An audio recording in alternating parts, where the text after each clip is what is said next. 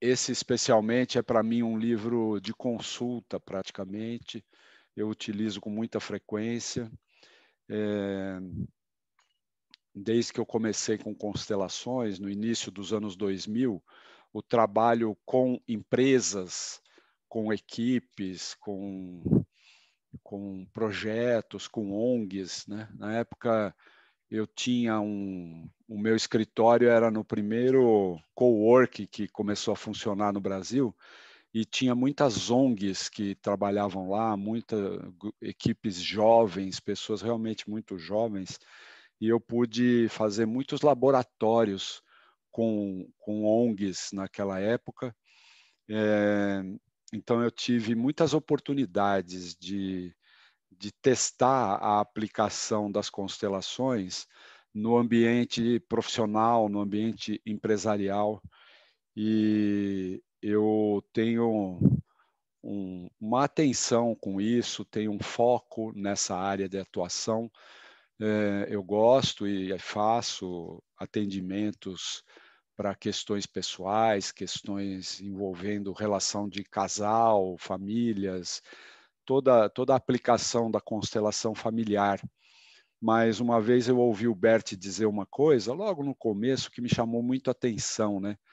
Que quando você ajuda uma empresa, você não está ajudando somente uma família, você está ajudando muitas famílias, porque você tem o empresário, né, o empreendedor, você tem os parceiros de negócio, você tem os colaboradores, os fornecedores.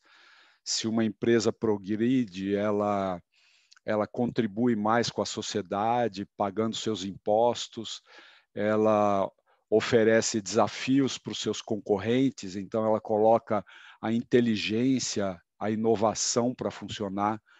Então, o trabalho com empresas sempre me interessou, né.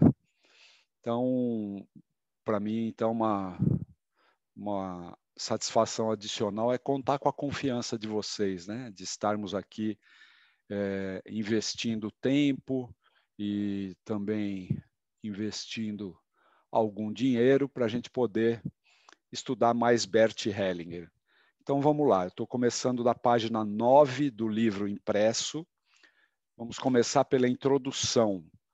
Eu acho, nesse caso, acho importante a gente ler. Esse livro aqui,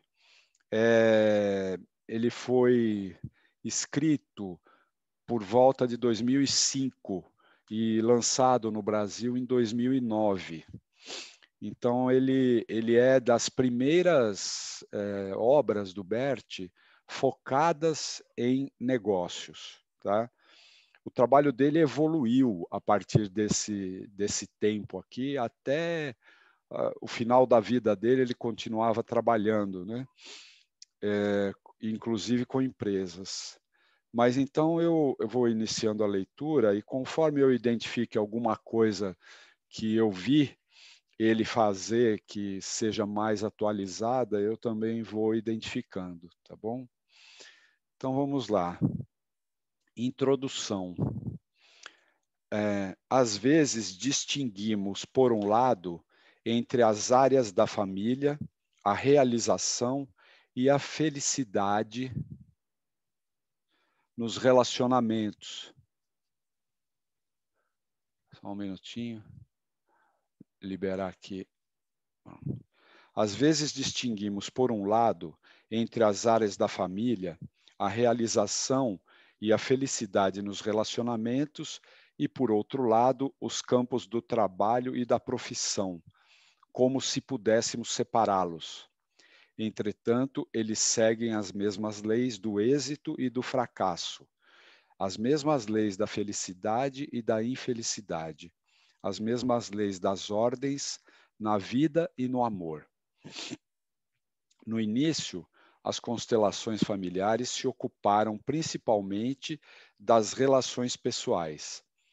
Trouxeram à luz as ordens básicas do amor, segundo as quais nossos relacionamentos têm êxito ou fracassam.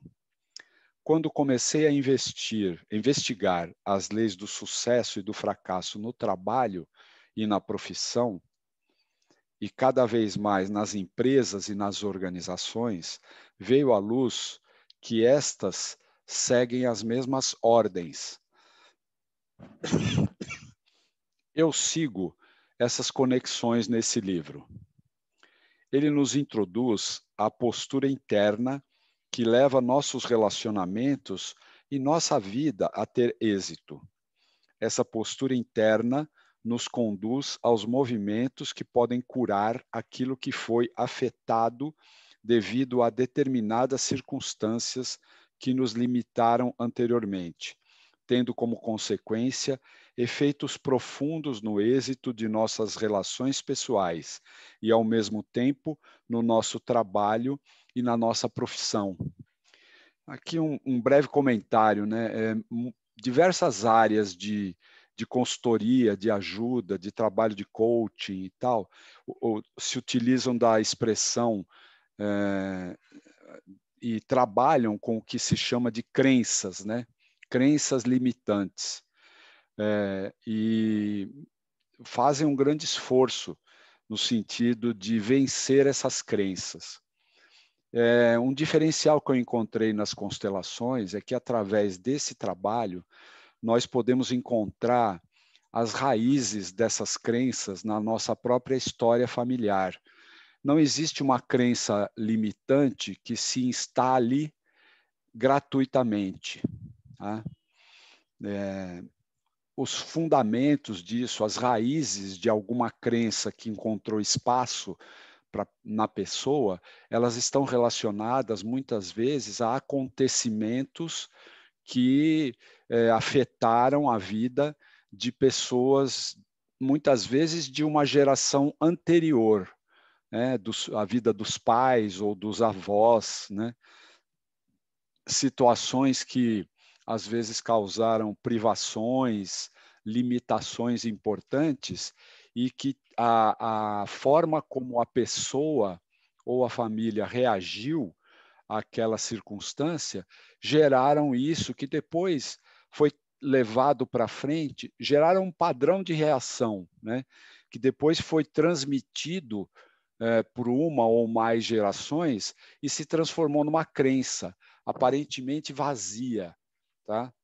Então, a proposta das constelações é de se escavar um pouco mais, buscar um pouco mais de profundidade quando se olha para as crenças, no sentido de perceber que um dia elas fizeram total sentido na história da nossa família. Então, até para essas crenças limitantes, para que a gente possa se libertar delas, o Bert propõe um olhar de respeito, porque possivelmente elas foram responsáveis até pela sobrevivência de pessoas da nossa ancestralidade. Então, é por isso que na nossa memória determinadas crenças têm tanta força. A gente vê nesse momento atual, né, que a humanidade está vivendo, nos diversos atendimentos e tal, como pessoas diferentes reagem ao mesmo fato, como determinados acontecimentos levam pessoas para um determinado estado de espírito, né, para uma determinada condição emocional, e os mesmos fatos levam outras pessoas a uma outra reação, a uma outra acionar outras emoções, né? Então isso tem fundamento nessa base histórica de uma memória ancestral, tá? A aplicação das constelações familiares nos campos da empresa e trabalho somente se tornou possível em sua forma atual quando pude explorar outros âmbitos anteriormente inacessíveis, através de compreensões abrangentes que levam muito mais além da consciência e dos limites do sucesso que dela dependem. Só um toquezinho, né? Quem já está mais acostumado a estudar Bert Hellinger sabe que o conceito dele de consciência é um pouco diferente do conceito mais corrente, né? Ou um pouco ou muito diferente, mas a gente vai abordando isso conforme isso apareça durante o texto. Almir, Pronto. Almir, oi. Oi. Aproveitando que você deu uma breve parada, eu estou chocada, porque agora eu estou me dando conta desse tema, e o primeiro livro que eu escrevi foi O Medo do Sucesso, onde eu, por uma autoanálise, por um autoestudo e um estudo fino mesmo de toda a minha trajetória, pude perceber que tinha esse medo que justamente regia todas as áreas da minha vida e não me deixava viver plenamente algumas delas, né?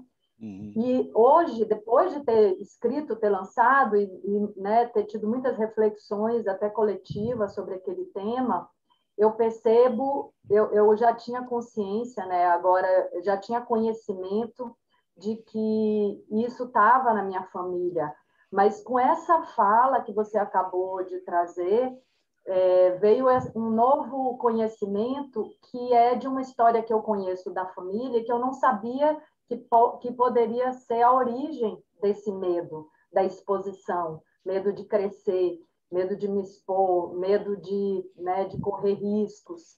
Isso está na história da minha família. Eu acabo de tomar consciência agora nesse outro sentido agora, mas eu sentia que eu já tinha liberado esse medo e que ele estava ligado também à minha mãe, à minha avó, e como isso, de alguma maneira, já reverbera na minha linhagem, principalmente das mulheres. Isso pode acontecer também na vida, mesmo sem estar vinculado a um trabalho de constelação, né? Da gente ir vencendo o medo naturalmente, ou Pô, não. sim, em diversos momentos, Ingra, eu vejo que algumas coisas podem despontar. Por exemplo, a primeira vez que eu fui convidado para ser paraninfo de uma turma, de uma e eu tinha que falar para um grupo de formandos de medicina, imagina você, eu falando para médicos recém-formados, né? É, eu me vi assim precisando fazer um trabalho de quietude, de meditação um pouco antes, porque era um desafio absolutamente inédito, né? Apesar de eu estar acostumado ao ambiente de aula, ao ambiente de palestra e de estar diante de público com uma fluência razoável, né? Assim, uma boa tranquilidade, naquele momento específico, mais formal, eu me vi diante de um desafio que era novo. Por quê?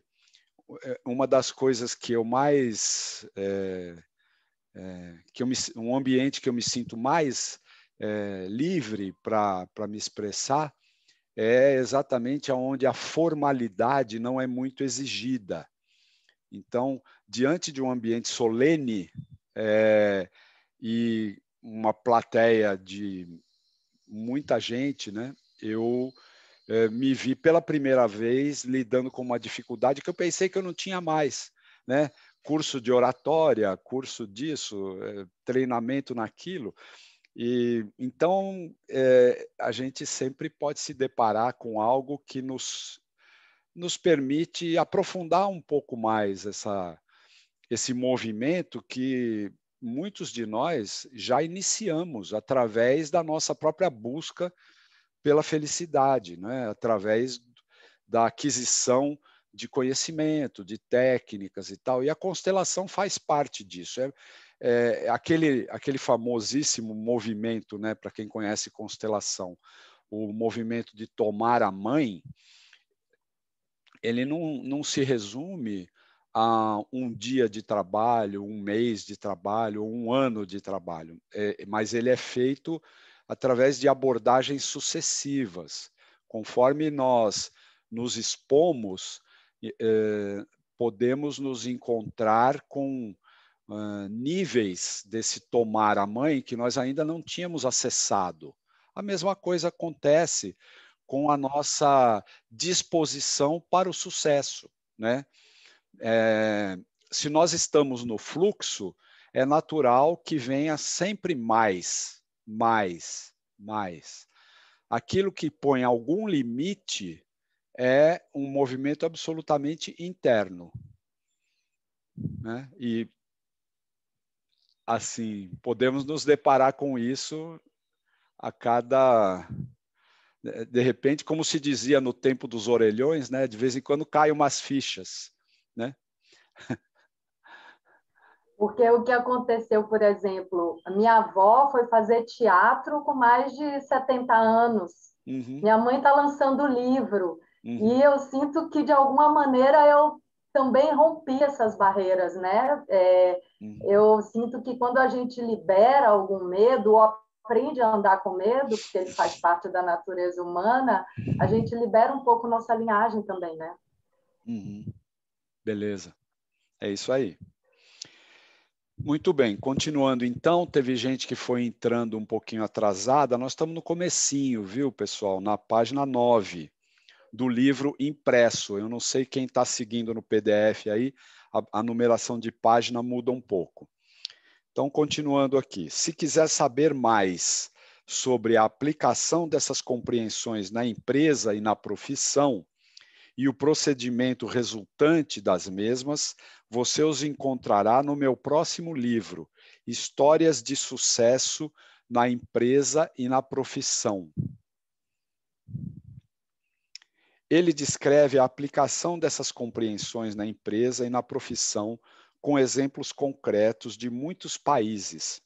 Exemplos esses que parecerão ser mais compreensíveis se tivermos internalizado as ordens básicas do sucesso, tais como as descrevo aqui. Eu lhe desejo com este livro, e talvez com os seguintes, o grande sucesso ou a felicidade plena na vida e no trabalho, seja lá o que você quiser alcançar individualmente e realizar a serviço da vida.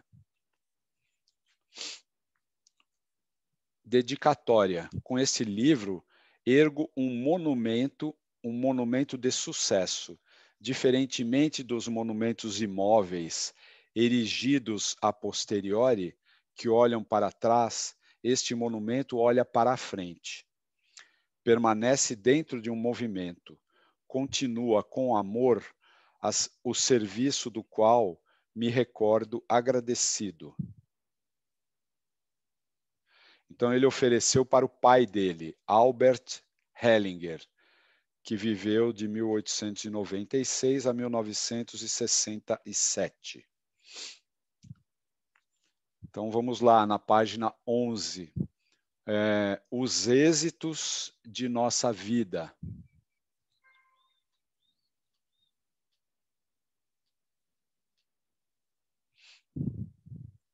O nascimento. O primeiro e decisivo êxito de nossa vida foi nosso nascimento. Quando tivemos que vir ao mundo através de nossas próprias forças, sem intervenções externas, foi a melhor maneira e a que teve as mais vastas consequências. Pela primeira vez, tivemos que demonstrar nossa capacidade de nos impor. Esse sucesso continuará atuando durante toda a nossa vida. Dessa experiência também ganhamos a força para nos impormos com sucesso mais tarde.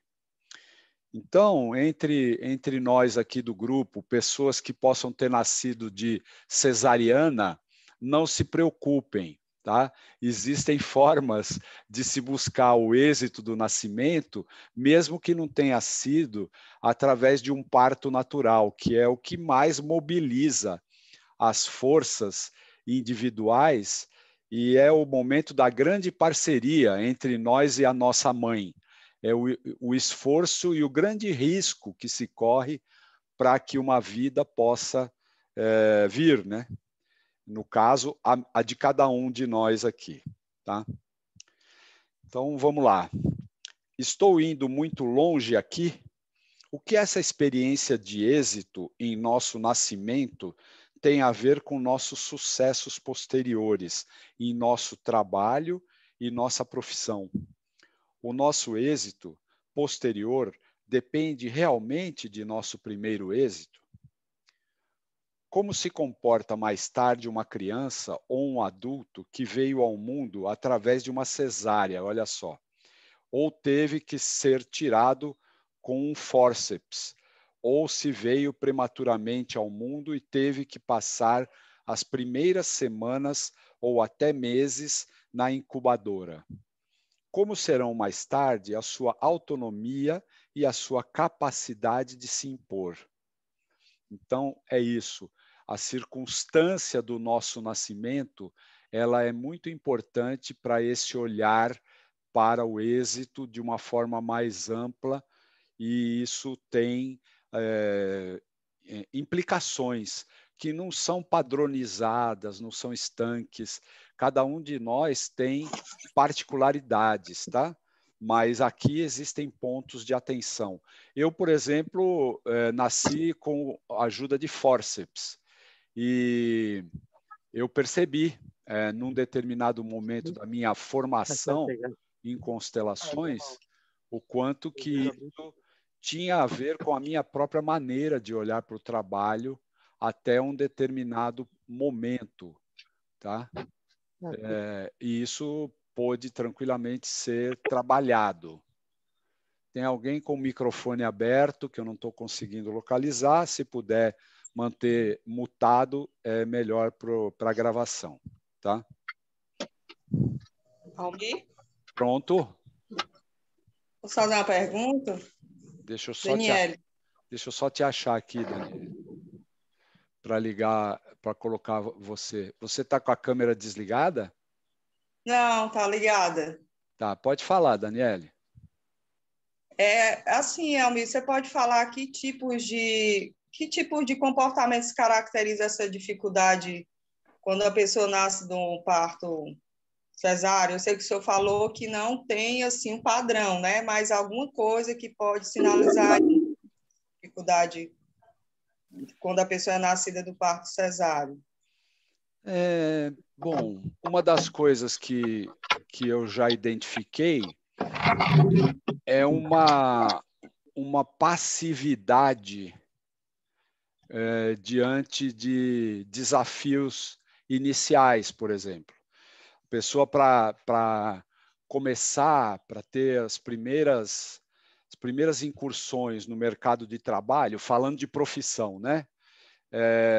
A pessoa espera por algo que possa lhe abrir alguma porta. Ela não bate muito em muitas portas, tá?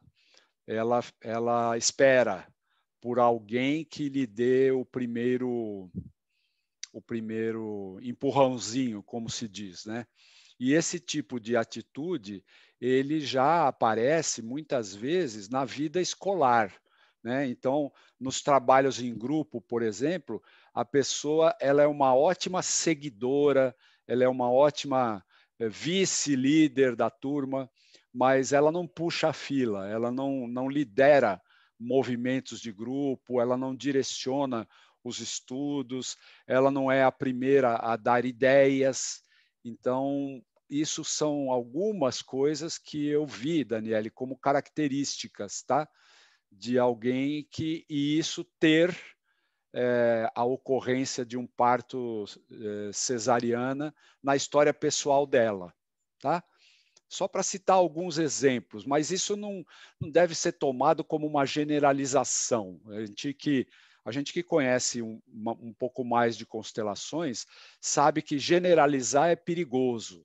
Eu só estou me lembrando aqui de alguns trabalhos ligados a questões profissionais que eu vi e que tinha na história do nascimento alguma situação de limitação, né, desse esforço do parto natural, né, que a criança já nasce com um treinamento que não é nada delicado, não é nada sutil, né? Pode ser debaixo d'água, pode ser humanizado, mas ela tem que fazer muita força para sair de dentro da mãe e a mãe tem que fazer a mesma força com ela. Então, é muito diferente quando o movimento do nascer ele é anestesiado, ele é facilitado pelo bisturi, por toda a intervenção de um médico, e isso é uma circunstância, obviamente, na maioria dos casos, né, involuntária para a criança, com certeza, para a mãe pode ser uma opção, né? E para o sistema de saúde é quase uma imposição hoje em dia, né? Então, aqui a gente talvez explique um pouco melhor determinados fenômenos sociais. Eu fico pensando assim, se eu pudesse fazer um estudo estatístico com esses jovens ou jovens adultos que se enquadram nessa categoria terrível do nem, né? As crianças que nem estudam nem trabalham, ou os jovens que nem estudam e nem trabalham. Qual será o percentual desses jovens adultos que não estão na ativa, que nasceram de cesariana? Isso é só uma pergunta que eu me faço, tá? Não tenho certeza, não posso afirmar nada, tá bom? Muito bem. É claro que os efeitos de tais primeiras experiências podem ser superados parcialmente mais tarde. Também podemos ganhar uma força especial de tudo o que é difícil e pesado. Contudo, ao mesmo tempo, impõe limites, transformando-se num desafio que podemos superar se reconhecermos suas raízes, podendo mais tarde resgatar e reconquistar o que nos falta de uma outra maneira, muitas vezes com uma ajuda externa. Então, pegando pelo outro lado da questão da cesariana, por exemplo, quando a mãe morre no parto, isso é uma ocorrência muito marcante na vida de uma criança, né? Para que ela viesse à vida, a mãe morreu. Agora, isso não é uma maldição, uma fatalidade. Isso acontece, e quando acontece, esse acontecimento pode ser devidamente encaminhado, devidamente tratado. Agora, o Bert propõe aqui, muitas vezes, a necessidade de uma ajuda externa, né? Como, por exemplo, um trabalho de constelações, né? Opa. Pode fazer pergunta? Diga, é Ulisses? Exato. Fala, Ulisses. Essa questão do parto, eu estou com duas questões, tá? Uma, se existe, assim, dentro da constelação, um estudo de uma predisposição, né? Assim, familiar, para que o parto seja cesáreo normal, né? E essa predisposição, eu fiquei aqui, assim, examinando tanto da mãe, né? Se isso pode estar assim, dentro de uma linhagem, né, da família, por uma decisão do parto ser cesáreo, e se influencia o feto, né? Assim, no caso, o feto tem todas as condições, né? O bebê tem todas as condições de nascer normal, mas a mãe, né, decide pelo cesáreo. Então, se essa decisão vindo, né, da mãe, isso também influencia, né, nesse estudo que a gente está fazendo aqui, né? E quando isso acontece por uma condição que o bebê que traz, né, uma dificuldade do parto normal. Então, deu para entender qual é a minha questão? Deu para entender, mas eu não tenho uma resposta para isso, Ulisses, porque creio que não haja experiência suficiente para fazer uma afirmação categórica, né? Pode haver alguma, vamos dizer, tendência que seja de caráter sistêmico? Pode haver, né? Pode haver alguma coisa que tenha relação com a própria biografia, com o próprio contexto do período que a mãe passou pela gestação da criança? Pode haver também. Agora, alguma coisa que venha de gerações e tal, isso é algo que a gente olha caso a caso, tá? Agora, nesse momento, eu não tenho nenhum caso específico que eu esteja me lembrando que eu possa afirmar, mas, vamos dizer, pensando nos conceitos, na lógica da constelação, pode haver circunstâncias que sejam, vamos dizer, que tenham o seu vínculo com um passado mais remoto e que talvez venha se transmitindo geração após geração. Mas eu não tenho segurança para afirmar. Tá? Tem determinadas coisas que eu só conseguiria responder com base na minha experiência. E a minha experiência não me dá segurança suficiente para fazer uma afirmação, tá? Mas é um tema interessante, vou começar a prestar mais atenção. Então, vamos lá. O pessoal continuou chegando um pouquinho atrasado, estamos na página 11. Encontrar e tomar a mãe. O próximo acontecimento decisivo e o próximo sucesso é o movimento em direção à mãe. Agora, como uma outra pessoa que nos coloca no peito e nos nutre. Com o seu leite, tomamos a vida fora dela, ou seja, saímos da mãe. E o segundo acontecimento importante que se identifica com o êxito é quando temos diante de nós uma mãe disponível e que nos acolhe e nos nutre com o leite que ela produz.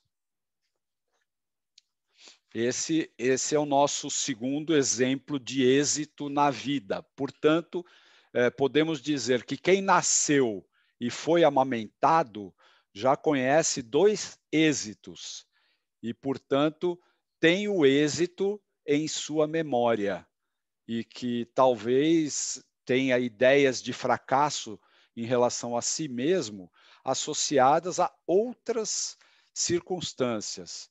Mas o êxito é algo que a pessoa conhece, se ela passou por isso.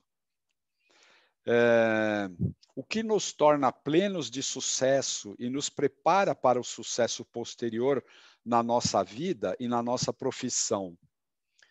Quando tomamos a nossa mãe como fonte de nossa vida e tudo aquilo que flui dela para nós. Tomamos... Desculpa, gente, eu preciso desligar esse botãozinho aqui. Está incomodando a gente. Quando tomamos a nossa mãe como fonte de nossa vida e tudo aquilo que flui dela para nós, tomamos a vida como um todo, na medida em que tomamos nossa mãe. Este tomar é ativo. Precisamos sugar para que seu leite flua. Precisamos chamá-la para que venha. Precisamos nos alegrar com o que ela nos presenteia. Através dela, ficamos plenos. Né? Então, essa é a realidade da primeira infância, quando nós ainda não fazemos nenhum julgamento em relação à mãe que a natureza nos apresentou, né? É assim que nós vivemos, plenos, satisfeitos, totalmente atendidos por aquilo que a mãe nos pode dar. Né? Mais tarde na vida, se revela que quem conseguiu tomar plenamente a sua mãe terá êxito e será feliz. Pois, do mesmo modo que alguém está com sua mãe, também está com sua vida e sua profissão. Quando alguém rejeita sua mãe, rejeita também a vida, seu trabalho e sua profissão. Quando alguém rejeita sua mãe,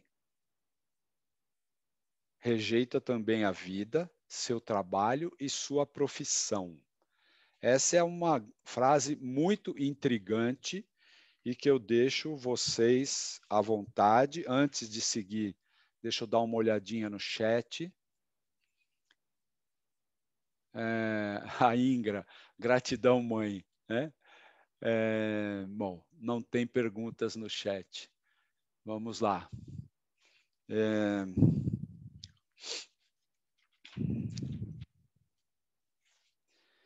Quem tem reserva? Olá. Perdão. Sim. Eu queria fazer uma pergunta. Sim. Deixa eu só Pode ver. ser. Quem é que está falando? Sou Gucci. Oi, Ruth, desde Espanha. Seja bem-vinda. Madrid. Desde Madrid. Desde Madrid. Eu quero fazer uma pergunta. Eu tenho visto, não sei se é uma percepção minha, mas eu quero saber se pode ser assim. Eu senti um cambio na minha profissão, porque eu comecei sendo, não sei como se diz em português, camareira.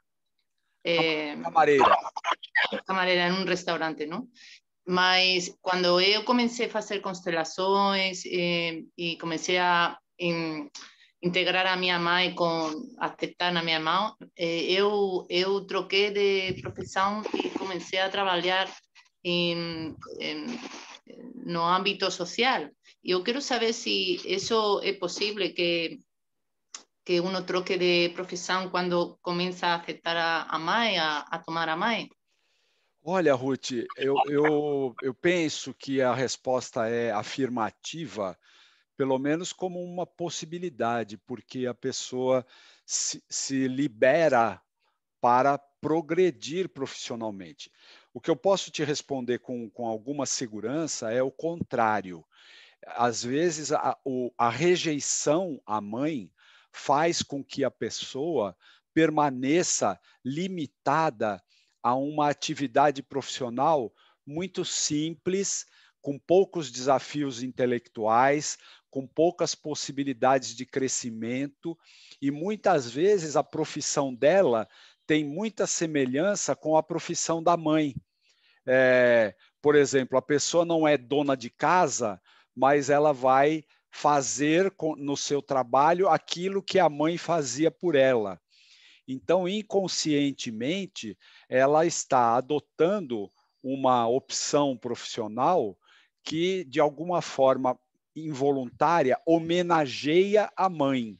Então, a autolimitação, ela pode, sem nenhum demérito, a profissão de garçom, de camareira, de arrumadeira, enfim, qualquer tipo de profissão assim dessas de servir dentro de uma casa ou de um estabelecimento em funções muito simples, não há nenhum demérito nisso. E muitas vezes é realmente o máximo para uma determinada pessoa numa determinada condição. Mas a autolimitação, ela pode estar diretamente ligada a julgamentos, rejeições e um esforço racional para que a pessoa seja diferente da mãe, como mulher, por exemplo. E aí, inconscientemente, ela arruma um jeito de homenagear a mãe, porque lá no íntimo ela reconhece a grandeza do lugar da sua mãe na sua própria existência. Então, eu acho que, por analogia, é absolutamente possível que, após o movimento que a pessoa faça, ela ganhe uma liberdade maior, um horizonte mais amplo e possa fazer câmbios, possa fazer transições profissionais. Tá? Então, só por esclarecer, então, essa homenagem pode ser limitante para a pessoa, porque no fundo não está fazendo o que é realmente seu destino, não? Sim. Está ajudando nada mais. Exato, pode ser limitante. E a outro indicativo que confirma isso, Ruth, é que às vezes no momento de transição profissional, quando alguém nos procura e que está em transição de carreira, como nós dizemos aqui, transição profissional, quando colocamos a presença da mãe na constelação, é impressionante como isso impulsa a pessoa para o novo, para a nova profissão. A presença da mãe, ela traz essa vitamina, vamos dizer, esse combustível extra para que a pessoa se disponha a fazer a transição. Suponho que esse tema virá mais... Deixa eu ver, deixa eu ler a observação, que está também em espanhol. A Hortência, suponho que esse tema virá mais adiante. A pergunta é que acontece quando a mãe não quer o filho? O que passa quando é a mãe que rejeita o filho? Ou isso não se dá nunca? Não, isso acontece, Hortência. Não sei se a pergunta, se o tema vai vir mais adiante, mas nós podemos tratar agora. Quando a mãe rejeita o filho, isso tem consequências, sim, na vida do filho. Agora, quanto antes ele puder fazer com ele mesmo um trabalho em que ele não devolva para sua mãe um movimento recíproco, ou seja, minha mãe me rejeitou, então eu rejeito a minha mãe como uma forma de me defender da dor da rejeição. Tá? Quanto mais cedo a criança ou a pessoa se solta dessa atitude de rejeitar a mãe como uma devolutiva, como um pagamento para a mãe que o rejeitou, menos efeitos ou efeitos menos intensos a pessoa vai sentir em relação a esse ato de rejeição da mãe. Muitas vezes uma constelação nos revela que a rejeição da mãe praticamente salvou a vida de uma criança. Tá? Então, embora seja traumática, a rejeição da mãe pode ser a única chance de sobrevivência de um filho. E quando um filho vê isso numa constelação, ele abandona imediatamente a rejeição mútua, a rejeição dele em relação à sua mãe. Porque quem rejeita a sua mãe está rejeitando um movimento da vida. Se a pessoa acredita que é a criança, quando está no mundo espiritual, que escolhe seus pais, então foi uma escolha dela. Se a pessoa acredita que é a natureza que escolhe, ela está em briga, na verdade, não com sua mãe, mas com a natureza. E se a pessoa acredita que existe Deus e que Deus é quem faz essas escolhas, ela está brigando, na verdade, com quem escolheu. Então, a plena aceitação da mãe, mesmo da mãe que o rejeitou, é uma liberação muito potente para que a pessoa possa ir mais longe na vida. Tá? O que é êxito profissional, Fábio? A pergunta mais direta é um estado de espírito, é uma forma de olhar, é uma forma de se posicionar perante o que se tem. O êxito não é uma meta, o êxito não é o objetivo. Agora, num estado de êxito, no otimismo, na alegria, na disposição de ir para o trabalho, eu estou vivendo o êxito. E vivendo o êxito, eu posso ter sucesso, eu posso atingir metas, eu posso chegar lá. Tá? Bom, tem mais uma pergunta da Marla. Tem alguma postura interna a ser adotada em relação à mãe quando queremos fazer uma transição de profissão? Tem, Marla. Opa, uma coisa muito simples. Não tem problema. Teclado, essas coisas são detalhes. Mas uma postura interna é a de dar as mãos a ela. Quando você está numa transição profissional, internamente, dê as mãos para ela e conte para ela, silenciosamente, o que é que você pretende. Quais são suas intenções, onde você está, o que você está buscando e para onde você pretende ir. Tá? Essa é uma ótima postura interna, dar as mãos para a mãe e deixar que ela veja o que você quer. Tá?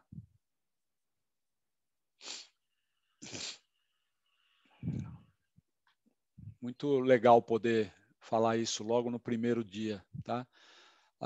Tem pergunta da Daniele. Daniele, anteriormente você falou em níveis de consciência de tomar a mãe. Que níveis são esses? Daniele, não dá para a gente tratar disso aqui, principalmente com essa leitura. Esse é um tema que é bastante explorado na formação de constelações. Mas o que eu posso te dizer rapidamente existe a consciência pessoal, a consciência individual. Essa pequena parte de mim que, aparentemente, para muita gente, é sinônimo de consciência. Tá? Para o Bert Hellinger, existe a consciência sistêmica, ou seja, a consciência da família, e existem níveis ainda mais amplos de consciência. A consciência universal, né, é o limite. Tá? E ele chama tudo isso de consciência. Tá?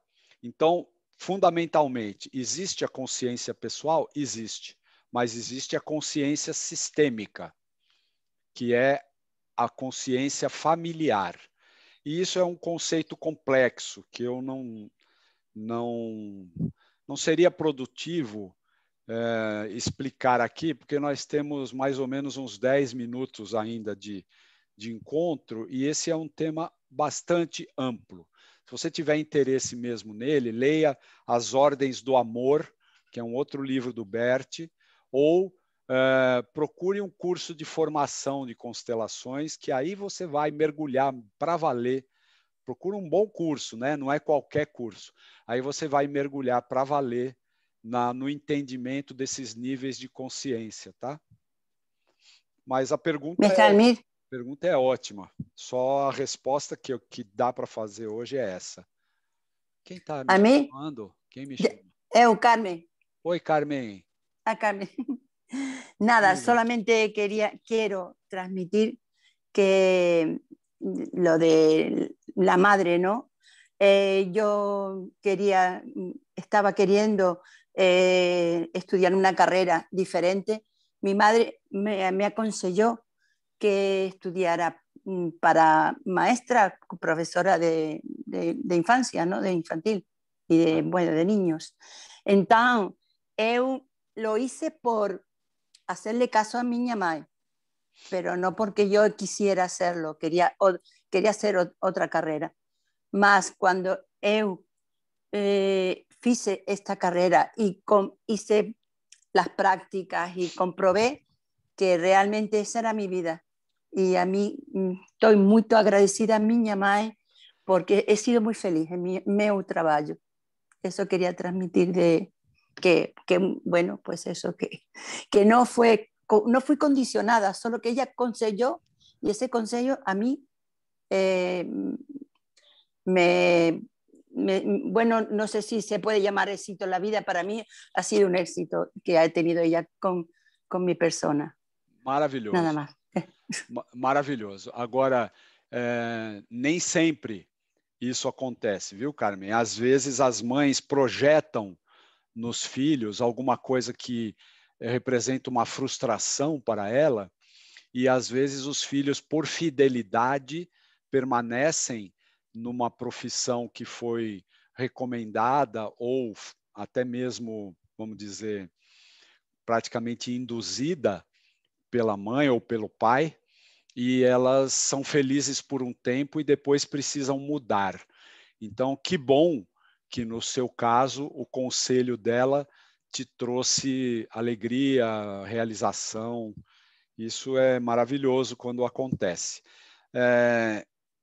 O fato é que pai e mãe sempre querem o melhor para nós, mas às vezes o que eles consideram o melhor para nós pode ser apenas uma projeção daquilo que eles gostariam de ter vivido e não conseguiram por circunstâncias que limitaram a eles, tá? Mas fico muito contente de saber isso de você. Isso também acontece muito, de um aconselhamento vindo de um pai, de uma mãe, orientar uma vida e isso ser muito certo, muito bom, tá? Legal. Muito bem. Quem tem reservas em relação à sua mãe, as tem também em relação à vida e à felicidade. Assim como sua mãe se afasta dele como consequência de suas reservas e sua rejeição, assim a vida e o sucesso se afastam dele. Onde começa o nosso sucesso? Começa com nossa mãe. Como o sucesso chega a nós? Como pode vir? Quando a nossa mãe pode vir a nós e quando nós a honramos como tal. Então, eu reconheço que para quem está tomando contato com essas ideias pela primeira vez, é algo que vai fazer você pensar bastante, tá? E eu acho bom mesmo que você pense. Então, se você tiver mais perguntas sobre isso, eu posso responder pelo WhatsApp ou começamos o nosso próprio encontro. Começamos o nosso próximo encontro tratando de responder as suas perguntas, tá? Tem uma pergunta da Ingra aqui. Êxito profissional pode ser simplesmente não ter medo de aceitar novos convites, aceitar novos desafios para alçar voos maiores? Pode sim, Ingra, pode. Agora, isso não significa que êxito profissional é sinônimo disso. Tem pessoas, como eu disse, que no piloto automático são movidas por estímulos externos. Elas precisam de tapinhas nas costas, elas precisam de reconhecimento, elas precisam seguir aquilo para a qual elas são convidadas. Ou seja, ela vai para onde o vento bate. Ela não tem com ela uma visão mais autônoma do que ela projeta para ela. Então, tem pessoas inconstantes, porque estão sempre sendo estimuladas por algo externo. Agora, então, não vejamos como sinônimo, mas que o êxito pode ser não ter medo de desafios, de convites? Sim, pode. Tá? Agora, isso pode ser fator de dispersão também. E uma boa forma de fracassar é estar sempre dizendo sim para todos os convites que a pessoa recebe. Imagina um casamento, né? A pessoa é casada, tem uma história, tem uma vida, está ok ali e recebe convites fora do casamento. Imagina ela dizer sim para todos os convites que ela receber. Isso não é sinônimo de êxito, necessariamente, entende? Eu estou falando isso apenas para conseguir ser bem claro na resposta, tá? Bom, vamos lá. O movimento em direção à mãe. Muitos tiveram uma experiência, deixa eu fechar o chat para a imagem ficar boa. Muitos tiveram uma experiência precoce que se opõe a esse movimento. Vivenciaram uma separação precoce da mãe. Por exemplo, se por um certo tempo foram entregues a outra pessoa, se a mãe ficou doente e precisou ficar hospitalizada, ou quando ficaram doentes e ela não pôde visitá-los. Essa experiência tem como consequência uma profunda mudança em nosso comportamento posterior. Por exemplo, eu já atendi diversos casos de crianças que permaneceram no hospital e a mãe teve alta, né? A criança ficou e a mãe foi para casa. Isso é difícil para a mãe, muitas vezes para o pai, e para a criança que fica, já tendo sido amamentada pela mãe, já tendo sido acolhida nos braços da mãe, essa separação, mesmo que dure alguns dias, ela pode ser marcante e pode trazer consequências para a vida escolar, para a vida acadêmica, para a vida profissional da criança. Isso a constelação às vezes identifica. Eu já tive diversas situações em que isso se mostrou como algo importante. A dor da separação e o desamparo O desespero de não poder ir até ela, quando dela tanto precisamos, conduz a uma decisão interior. Decisão do bebê, tá? Decisão da criança. Por exemplo, eu renuncio a ela, eu fico sozinho, eu permaneço distante dela, eu me separo dela. Claro que não são frases que o bebê pronuncia na cabecinha dele, mas, por exemplo, uma criança que começa sendo amamentada e a mãe, por exemplo, por questões de saúde, tem que interromper a amamentação. Muitas vezes, mesmo que durante alguns dias apenas a criança não seja amamentada no seio da mãe, ela não volta mais. Depois que ela começou a ser amamentada por meio de indireto, né, mamadeira, ou mesmo sugando algum tipo de equipamento, ela muitas vezes não volta para o seio materno. É uma decisão que a criança tomou e que tem a ver com uma autodefesa, tá? E isso tem registros também na memória. Mais tarde, quando a criança pode voltar para a mãe novamente, muitas vezes se subtrai dela. Por exemplo, a criança não se permite ser tocada por ela, fecha-se a ela e ao seu amor. A mãe espera por ela em vão, e quando ela tenta se aproximar e abraçá-la, a criança a rejeita internamente e muitas vezes expressa isso. Por exemplo, quando a criança passou 4 anos sendo cuidada pela avó, porque a mãe foi trabalhar, a mãe separou-se do marido e foi trabalhar em outra cidade e só vinha de vez em quando, a criança muitas vezes não volta para a mãe, não abraça a mãe com a mesma naturalidade e estabelece uma relação fria com a mãe. Ela conta com a avó e isso é uma decisão que também tem a ver com a sobrevivência, não é uma maldade, não é um erro da criança, não se deve envolver culpa nesses movimentos, mas muitas vezes esses movimentos são decisivos, tá? E podem requerer algum tipo de trabalho, tá bom? Diga. Isso, Uchi. Oi, Ruth. Quiero hacer una pregunta.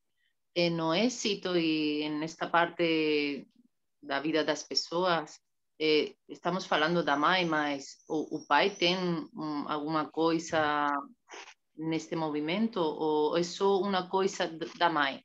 Não, totalmente. O pai tem tudo a ver. É que o Bert está começando por onde se deve começar. Tá? Não dá para fazer um jump, não dá para fazer uma ligação direta com o pai.